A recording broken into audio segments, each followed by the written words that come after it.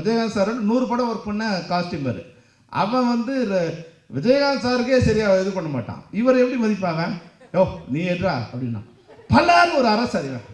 ஏய் யார்கிட்ட பேசுறேன்டா? வீரப்பங்கிட்ட பேசுறேன் சார். நான் தூரத்துல இருந்து பார்க்குறேன், அவன் வீரப்பானே மாறிட்டான். இந்த சந்திரமுகியில வந்து எப்படி வந்து ரஜினி சார் சொல்லுவார்ல, அவன் வந்து சந்திரமுகியோ மாறிட்டாங்கன்னு, அது மாதிரி இவன் அந்த கெட்டப்பு அது அப்புறம் இவர் வந்து நான் வாட்ச் பண்ணிட்டே இருக்கேன். மன்சூர் போகிறது நடக்கிறதெல்லாம் அவனுக்குள்ளே வீரப்பங்கிற ஆவி உள்ளே பூந்துடுச்சு. அவன் மன்சூராகவே இல்லை. அப்போது இவர் தான் சரியான ஆள். நம்ம இவருக்கு எதுவுமே தெரியாது, குதிரை ஓட்ட தெரியாது. எப்படி குதிரை அண்ணா ஓட்டுவாண்ணே, ஓகே.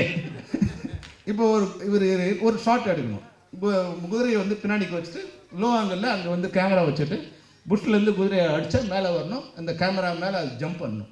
சரி எல்லாம் ரெடி பண்ணிட்டோம். குதிரை ஓட்ட திரும்ப மன்சூர் அண்ணே நல்லா ஓட்டுவேண்ணே, ஓகே. பியூட்டிஃபுல் குதிரை ஒன்று, அது நெப்போலியன் பேர், அதுதான் அவங்ககிட்ட இது நல்ல குதிரை.